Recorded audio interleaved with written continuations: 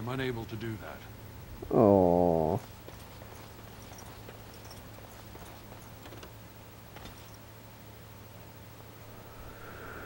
I guess I am.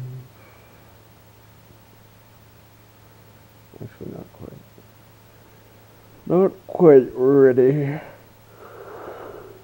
I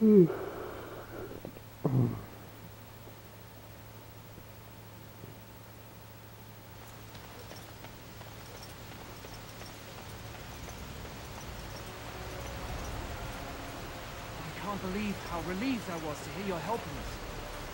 Maybe we do. Okay.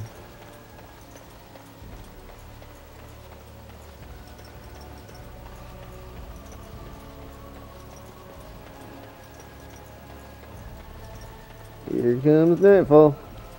Well, we might as well check the window.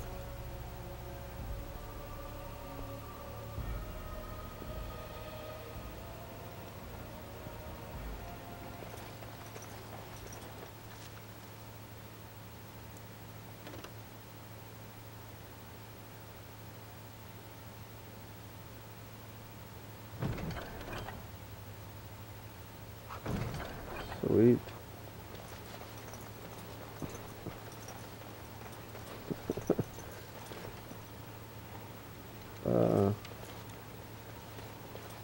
Is this me, or does that look like a probable trapdoor?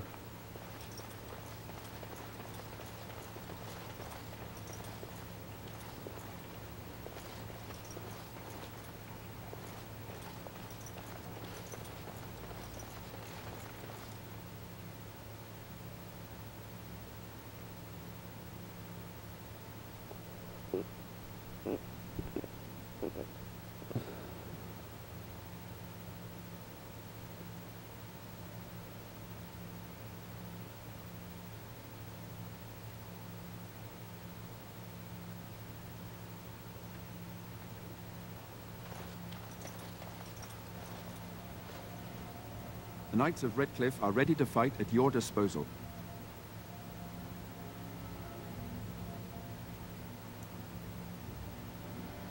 Have you spoken to the revered mother? Has she offered anything? Of course I did. She said she could not help us.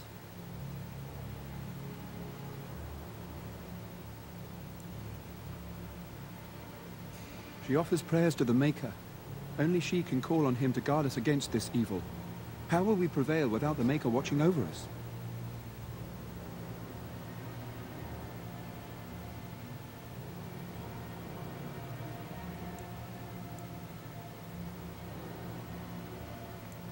That gladdens my heart to hear it. As you wish, Grey Warden. Maker watch over us. I guess we gotta see if we can make her bless the troops.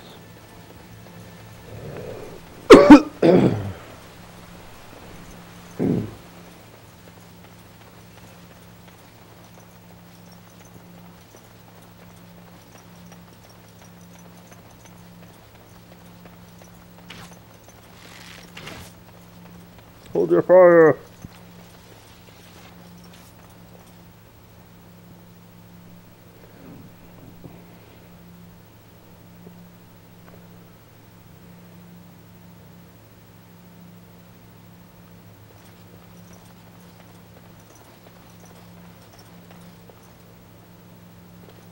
What do you wish of me?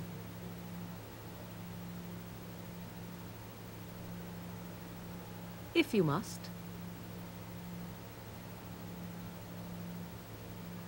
I was not born such.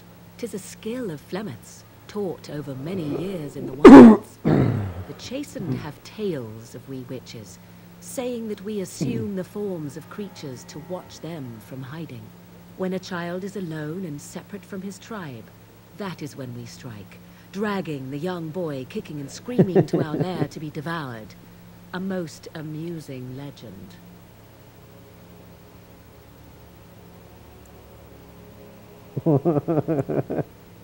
So I assume My mother has walked the wilds far longer than I. Who am I to suggest what things she has done and not done in her past? Why do you ask? Is there something specific you wish to know?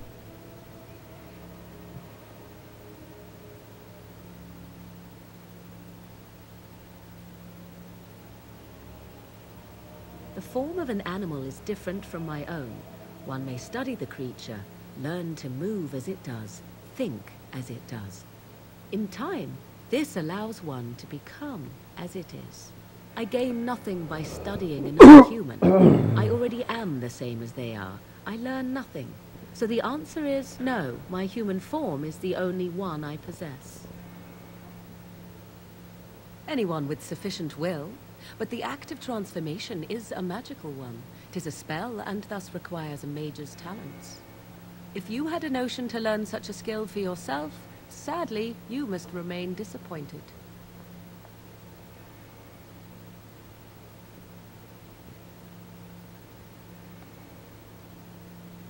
There were nights when the wilds called to me, 'tis true.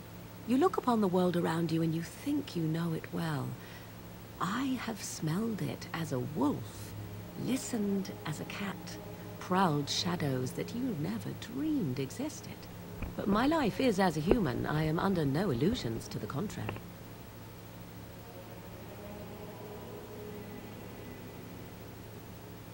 They do not shy away from me. To their senses, I believe I seem like any other of their species. As to what they think, I truly cannot say. Just as I am still human, no matter my form, they are still animals. Thus they cannot speak, even were I to ask. No, 'tis not unheard of in the remote corners of the world. There are traditions of magic outside of the circle of magi, despite what those mages would have you believe. Some of these traditions are old, indeed, passed down as carefully guarded lore from one generation to the next. The zealots of the chantry would uproot all such practitioners if they could. But as luck have it, some still exist. My mother is such a one.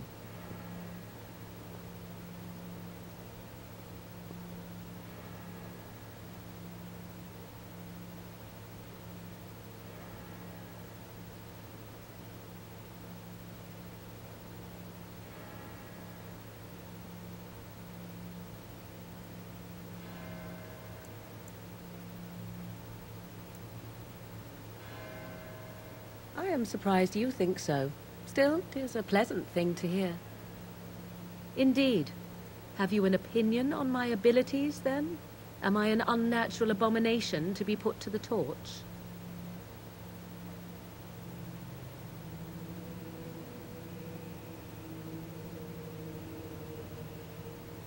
Yeah.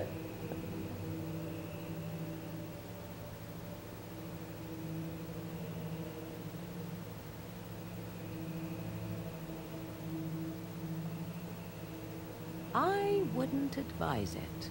But enough of such talk. Let us proceed, lest the dust gather on us.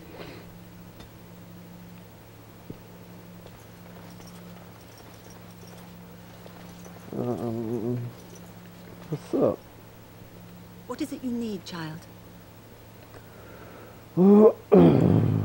I have done all I can for them. I pray for them each night and seek the Maker's forgiveness for their sins before they face their deaths. What Sir Perth seeks is something that is not in my power to give.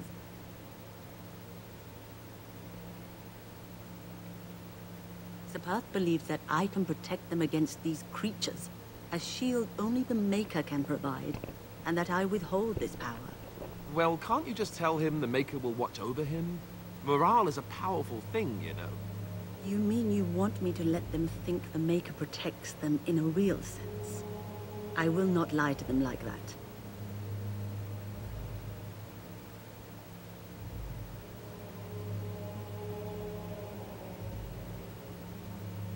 I cannot do it. I know that their own faith may inspire them, but these men need to find confidence on their own. I simply won't lie to them. Now please, let me tend to these poor folk.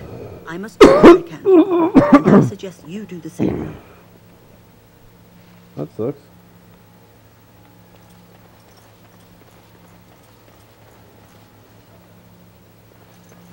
Anyways.